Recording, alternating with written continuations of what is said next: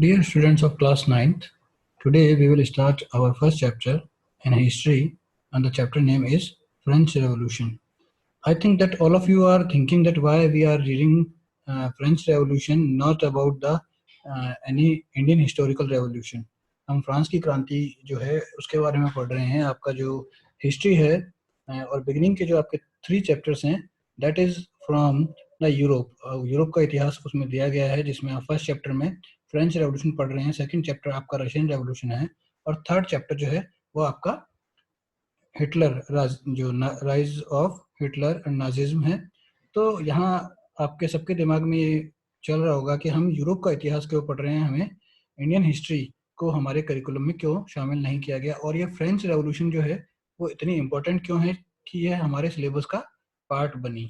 तो यहाँ मैं आपको बताना चाहूँगा फ्रेंच रेवोल्यूशन एक महान घटना थी और उस महान घटना की वजह से पूरे विश्व में जो राजतंत्र था वो धराशायी हुआ और जो बेसिक जो राइट्स हैं, ह्यूमन राइट्स जिनकी हम बात करते हैं, जिसमें आप फ्रीडम की बात करते हैं, इक्वलिटी और लिबर्टी की बात करते हैं, वो राइट्स लोगों को प्राप्त हुए। तो इसीलिए फ्रेंच रेवोल्यूशन एक ऐसी इम्पोर्टेंट हिस्टोरिकल इवेंट है, ऐसी घटना है जिसने पूरे वर्ल्ड का जो पॉलिटिकल ऑर्डर था, पॉलिटिकल सिस्टम था, सोशल ऑर्डर, सोशल सिस्टम था, उसको बदल दिया। तो इसीलिए फ्रेंच रेवोल्यूशन एक इम्पोर्टेंट इवेंट है हिस्ट्री का और इसीलिए ये हमारे सिलेबस में भी है। तो let us start this chapter French revolution. You can see here on the morning of 14th July 1789 the city of Paris was in state of alarm. अगर हम यहाँ देखें तो 14 जुलाई 1789 1789 को जो पेरिस की जो सड़कें थी वो अलार्म या आतंक की स्थिति में थी। पेरिस के अंदर चारों तरफ जो है भय का माहौल उत्पन्न था। King had commanded troops to move into cities and the rumors spread that he would soon order the army to open fire upon citizens। यहाँ पर नागरिक डरे हुए थे कि राजा ने जो है अपने कमांडर्स को, अपनी जो सेना है उसे सिटी में मूव करने का आदेश दिया है और जो है ये भी रूमर्स फैले हुए थे कि बहुत ही जल्दी वो जो है जनता पर जो है फायर करने वाले हैं, जनता को मारने वाले हैं। Some 7,000 men and women gathered in front of town hall and decided to form a people militia। यहाँ पर जो है लगभग 7,000 महिलाएं और पुरुष वो इकट्ठे हुए और उन्होंने ये डिसाइड किया कि हमें एक जो जनता की सेना, जन सेना बनानी चाहिए और जो है राजा को और उसकी सेना को चुनौती देनी चाहिए। They broke into a numbers of government building in search of arms। तो धीरे धीरे करके जब ये लोग जुड़ते गए, they finally decided to form a militia, जन सेना उन्होंने बनाने का डिसाइड किया। And in search of arm उन्होंने जो गवर्नमेंट बिल्डिंग्स थी उनमें धीरे धीरे करके सर्च करना शुरू किया, क्योंकि लड़ाई लड़ने के लिए जो है हथियारों की आवश्यकता होती है। Finally A group of several hundred people marched toward the eastern part of the city and stormed the fortress prison Bastille। यहाँ पर हम बेस्टाइल की बात कर रहे हैं। यह एक फ्रांस की जेल थी, एक किला था जहाँ पर जो राजा थे वो जितने भी क्रांतिकारी या रेवोल्यूशनरीज या राज्य के लिए अपराधी होते थे उन्हें इस जेल में रखा करते थे। तो यहाँ पर जो है several hundred peoples they march towards, वो लोग जो है इस बेस्टाइल फोर्ट में एंटर हुए इन होप ऑफ एम्यूनिशन, यहाँ पर जो है आयुध या हथियार के लिए। एंड फाइनली दे फाउंड, उन्होंने हथियार भी वहां प्राप्त हुए। In the armed fight that followed the commander of Bastille was killed and the prisoners released.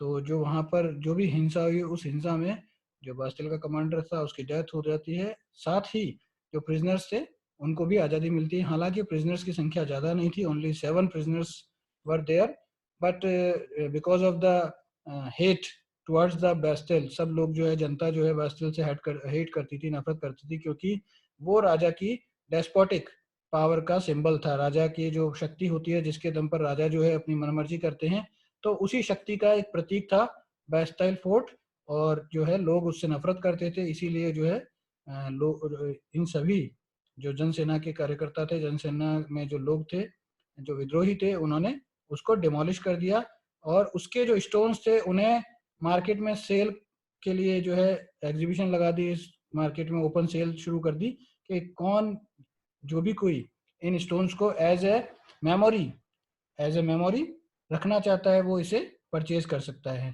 So This is the first section. Here we see that on 14 July 1789 the revolution broke out in France.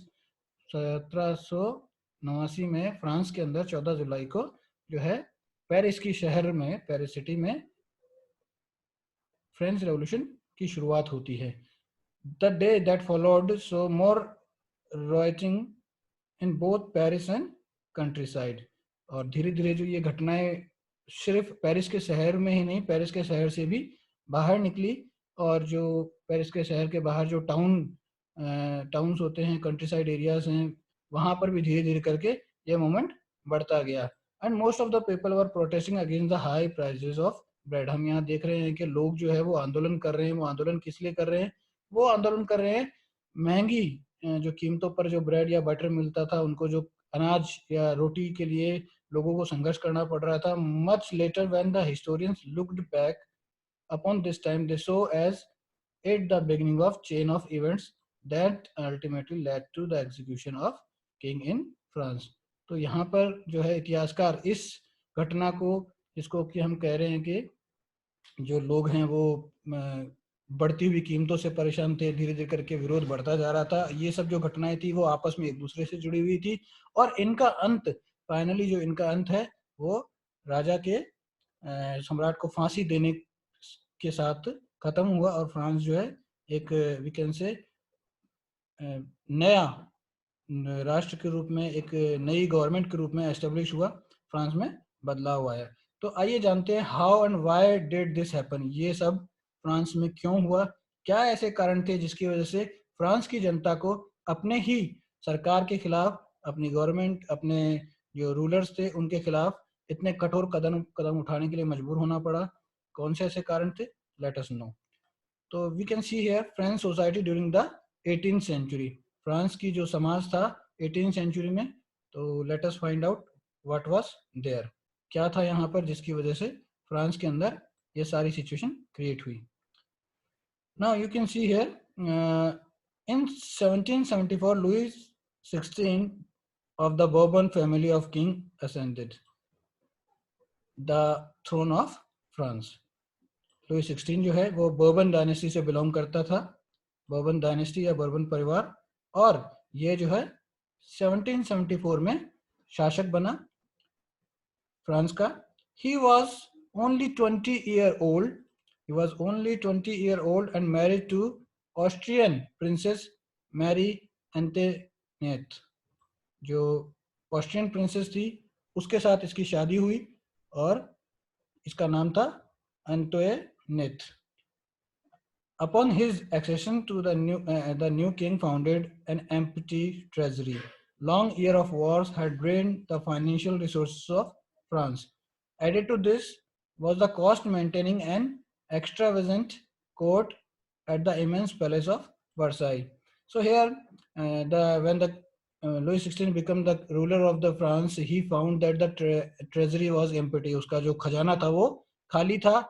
और ये जो है इसके पीछे reasons थे कि एक तो सबसे बड़ी बात, इन्होंने जो है अमेरिका को सपोर्ट किया. अमेरिका की 7 कॉलोनीज को आज़ाद करवाने के लिए ब्रिटेन के विरुद्ध जो है वॉर जो चल रही थी उसमें अमेरिका को सपोर्ट किया, और उसकी वजह से इनके जो ट्रेजरी थी वो खाली हो रही थी. दूसरी चीज, जो इनका वर्साई का पैलेस था उसको जो है इन्होंने तैयार करने में, जो वर्साई का पैलेस जो राजा अपने लिए तैयार कर रहे थे उसमें इन्होंने बहुत पैसा वेस्ट किया, जिसकी वजह से धीरे धीरे करके इनकी ट्रेजरी खाली हो रही थी. Under Louis 16 France helped the 13 American colonies to gain the independence from common enemy Britain. The war added more than a 2 billion livres to a debt that already risen to more than 2 billion livres.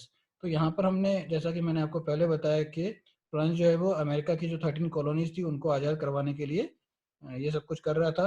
Lenders who gave the state credit now begin charge 10% interest on loan.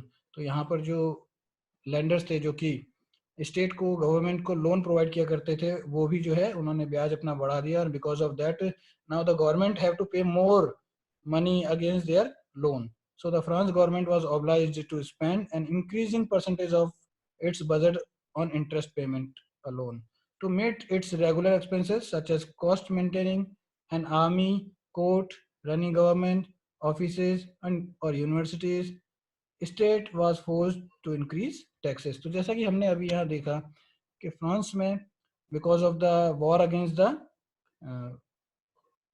Britain to support America, and along with that the expenditure on Palace of Versailles, जो France की स्थिति थी वो दिन प्रतिदिन खराब होती जा रही थी, फ्रांस को अपने खर्चों के लिए लोन लेना पड़ रहा था, और साथ ही जो रेगुलर एक्सपेंसेस होते हैं जिसके अंदर हम आर्मी को मेंटेन करना है, उसके दरबार को मेंटेन करना है, गवर्नमेंट को चलाना है, यूनिवर्सिटीज को चलाना है, इन सब के लिए they finally increase the taxes. उन्हें जो है जनता से टैक्सेस बढ़ाने पड़े, जनता के लिए टैक्सेस बढ़ाने पड़ेंगे ताकि वो ज्यादा इनकम जनरेट कर सके।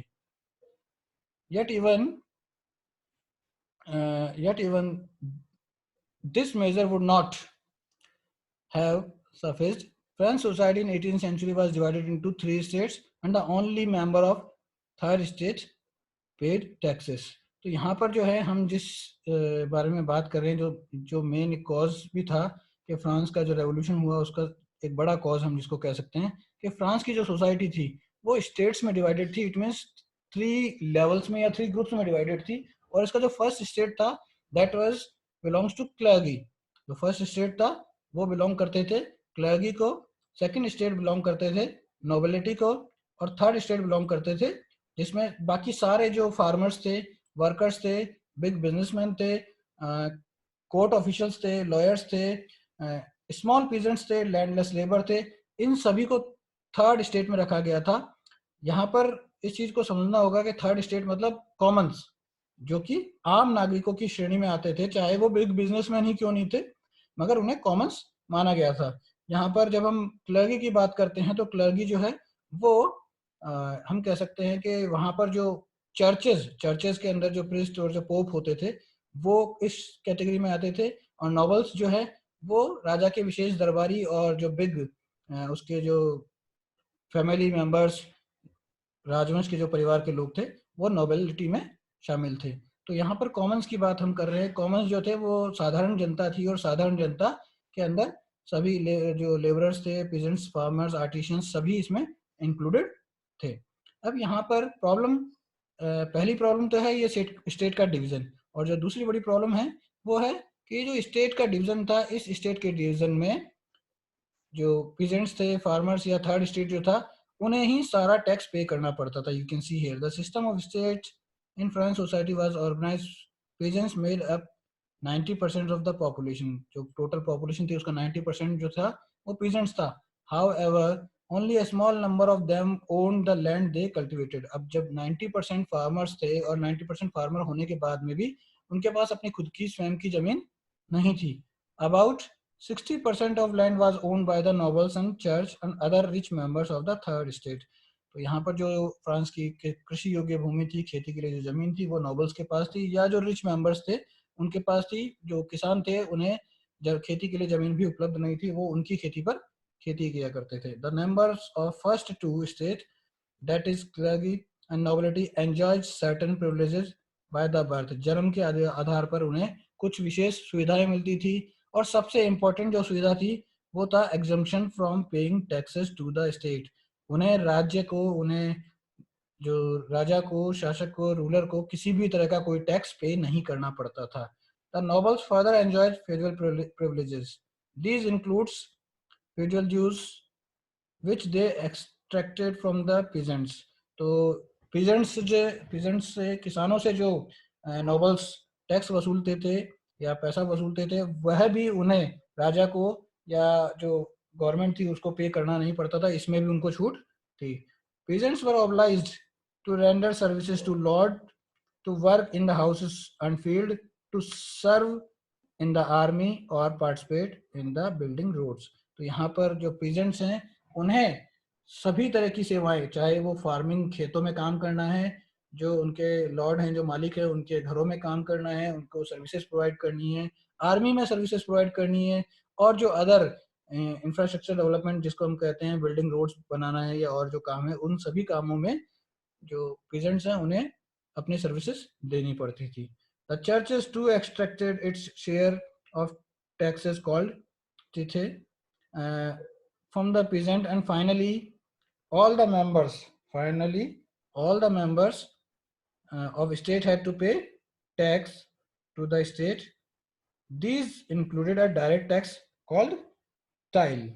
तो यहाँ पर पहले तो जो है यहाँ पर चर्च जो टैक्स लेती थी उसका है दैट इज टाइड, एंड जो लोगों को सभी को डायरेक्ट टैक्स देना पड़ता था गवर्नमेंट को वो है टाइल। तो इस तरीके से यहाँ हम देख सकते हैं कि फार्मर्स जो थे उन्हें है दो तरह का टैक्स देना पड़ता था, एक उन्हें टैक्स देना पड़ता था चर्च को और एक उन्हें टैक्स देना पड़ता था गवर्नमेंट को। इस तरीके से फार्मर्स की जो इकोनॉमिक कंडीशन थी वो बहुत ज्यादा खराब थी, और साथ में उन्हें जो है ह्यूमिलेट भी किया जाता था, उनसे फ्री सर्विसेज भी रेंडर की जाती थी। तो फार्मर्स या थर्ड स्टेट जो था वो काफी ज्यादा निराश था। Now the next topic in this is struggle to survive. As we have already seen that the third state had to pay all the taxes. Third state जो था उसे सभी तरह के taxes पे करने होते थे और उसके ऊपर हमेशा economic burden रहता था। The population of France rose about 23 million in 1715 to 28 million in 1789. तो यहाँ पर population जो है जनसंख्या जो है फ्रांस की बहुत तेजी के साथ बढ़ी, और this led to rapid increase in the demand for food grains. Production of grains could not keep pace with the demand, so the price of bread, which was a staple diet of the majority, rose rapidly. तो यहाँ पर जो है population बढ़ती है, जब हम जनसंख्या किसी भी प्रदेश की बढ़ती है तो वहाँ पर उसके जनसंख्या बढ़ने के साथ अनाज की खाद्यान्न की जो डिमांड है वो तेजी के साथ बढ़ती है। तो यहाँ पर अनाज और खाद्यान्न का जो प्रोडक्शन था वो जनसंख्या के अनुपात में नहीं बढ़ने की वजह से प्राइसेस जो थी, जो बेसिक जो डाइट होती है, जो अनाज है उसकी कीमत जो है वो बढ़ने लगी, पाव रोटी की कीमत बढ़ने लगी जो कि वहाँ का मुख्य स्टेपल डाइट था। Most workers were employed as laborer in the workshop, whose owner fixed their wages, but wages did not keep pace with the rise in price. तो जो वर्कर्स थी उनकी भी सिचुएशन सेम थी। वर्कर्स जो है वो फैक्ट्रीज में या वर्कशॉप्स में काम करते थे, उनकी वेजेस फिक्स थी, मगर ये वेजेस बढ़ती हुई कीमतों के अकॉर्डिंग सुटेबल नहीं थी। So the gap between the poor and the rich widened, things become worse whenever the droughts or hail reduce the harvest.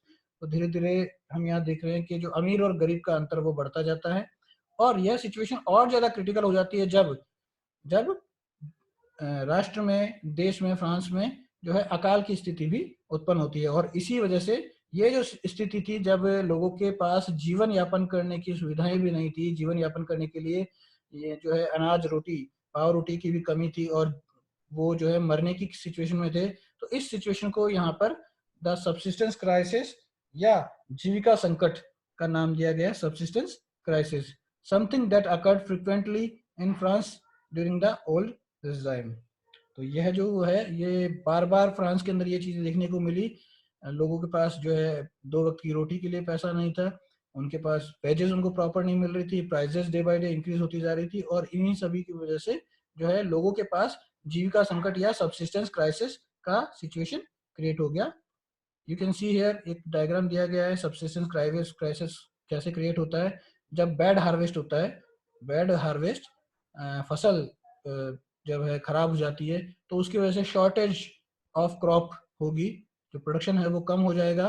Shortage of production होगा तो मार्केट में उसकी अवेलेबिलिटी कम होने की वजह से प्राइजेज इंक्रीज हो जाएगी, और प्राइजेज इंक्रीज होने की वजह से गरीब लोग जो है, पुअर जो है, poorest can no longer buy. तो इस तरीके से एक साइकिल है। आप इसको बाकी की रिमेन जो है मैं आपको नहीं बता रहा हूँ, आप अपनी क्लास में अपने जो बुक में उसको देखेंगे और आगे क्या हो सकता है इस क्राइसिस में उसको आपको फिल करना है। So let us move towards the next topic of this chapter. The next topic is growing middle class. You can see here a growing middle class and end of privileges.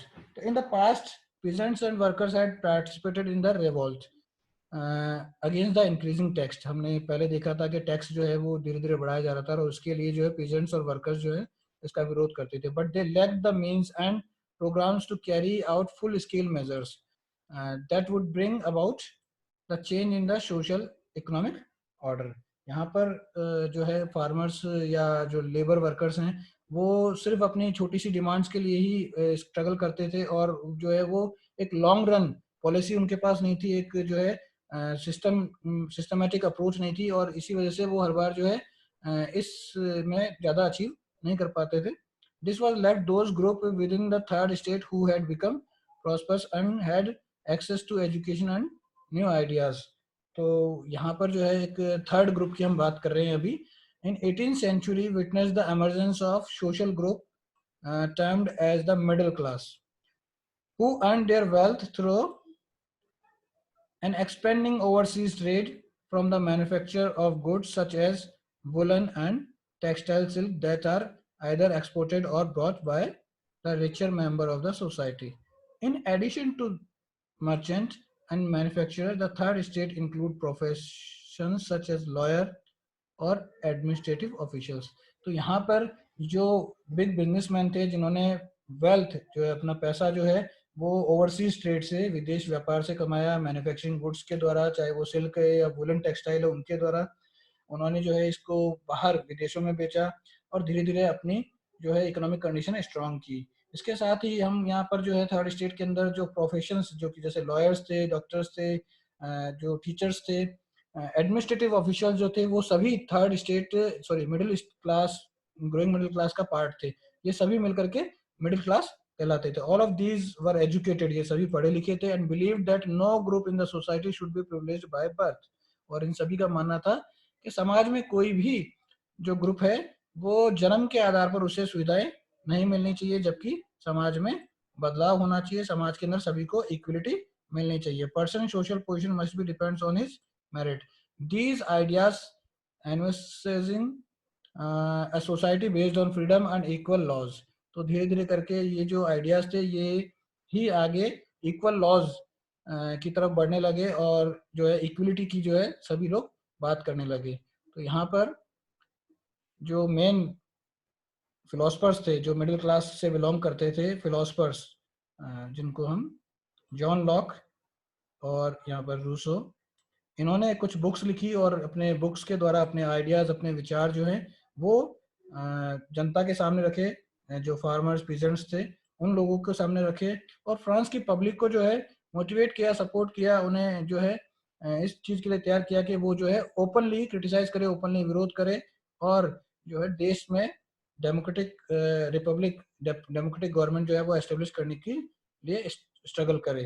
तो Locke refuse the doctrine of divine and absolute right. यहाँ पर John Locke की हम बात कर रहे हैं, उसने अपने बुक जो है ट्रू ट्रीटीज ऑफ गवर्नमेंट लिखी और उसमें उसने यह स्पष्ट किया कि जो राजा को दैवीय अधिकार की जो कल्पना और जो बात राजा कहता है कि उसे जो है ईश्वर का अवतार है और उसकी आज्ञा का अनुपालना करना अपराध है, पाप है, तो इस चीज का यहाँ पर जॉन लॉक ने खंडन किया और उसे भी एक साधारण मानव ही बताया. और एब्सोल्यूट राइट जो राजा के पास निरंकुश शक्ति होती है, निरंकुश अधिकार होते हैं जिस पर कोई कंट्रोल नहीं होता है, उस चीज का जॉन लॉक ने विरोध किया.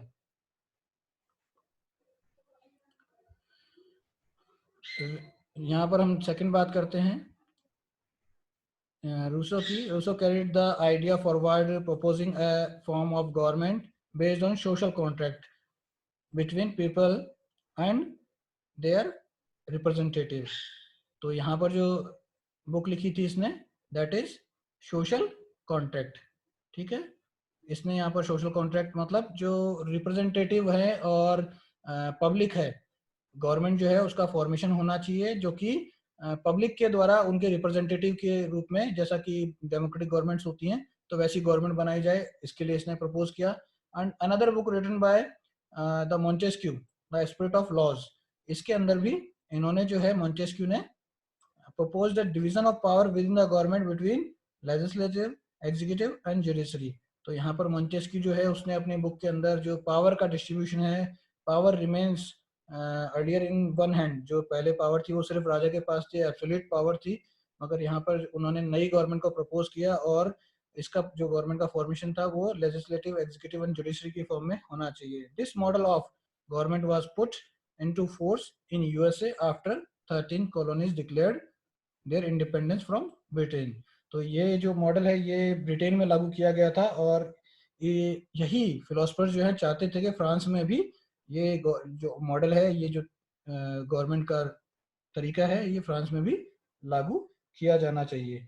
तो इस तरीके से यहाँ पर आपने देखा कि फ्रांस के अंदर जो है कौन से सिचुएशंस थे। यहाँ पर फ्रांस में हमने देखा कि सोशल जो कंडीशन थी फ्रांस की वो बिल्कुल डिफरेंट थी। सोशल कंडीशन के अंदर जो है फ्रांस 3 ग्रुप्स में बटा हुआ था और 3 जो डिफरेंट ग्रुप्स थे उन तीनों डिफरेंट ग्रुप्स के अंदर जो थर्ड स्टेट था उसे ही सारे टैक्स पे करने होते थे।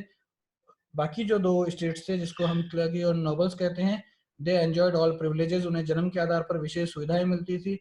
इसके अलावा यहाँ पर जो है हमने देखा इकोनॉमिक कंडीशन जो थी फ्रांस की वो भी बहुत ज़्यादा खराब थी। जो फार्मर्स थे, पीजेंट्स थे, वो 90% ऑफ पॉपुलेशन को बिलोंग करते थे, but they are not getting a proper share of land. उनके पास जो है भूमि का प्रॉपर शेयर नहीं था, उनके पास अपनी खुद की जमीन नहीं थी। ये जो जमीन थी ये नोबल्स के पास थी या रिच लैंड ओनर्स के पास थी। जो हम पॉलिटिकल अगर कंडीशन की बात करें तो लुई 16 जो था वो एक 20 ईयर में जो है राजा बना था और बहुत ज़्यादा एक्सपीरियंस नहीं था। उसे ट्रेजरी अपनी एम्प्टी मिली और उसने अमेरिका की हेल्प में जो है बहुत पैसा बर्बाद किया। इसके साथ ही उसने जो अपना पैलेस ऑफ वर्साई है उसके डेकोरेशन पे, उसके मैन्युफैक्चरिंग, उसको बनाने में भी बहुत जो है वेस्टेज ऑफ मनी की। तो यहाँ पर जो टोटल 3 कॉजेज है, 3 causes behind the revolution of France. जब फ्रांस की क्रांति होती है तो उसके 3 कारण की बात की जाती है, political reason, social reason and economic reason. तीनों ही कारण मैंने आपको यहाँ बताए हैं और आई थिंक कि आपको ये टॉपिक, ये first part of this chapter समझ में आया होगा। We will continue with the second part. मैं इसका दूसरा पार्ट जो है बना करके आपको प्रोवाइड जल्दी ही करूंगा। Thank you for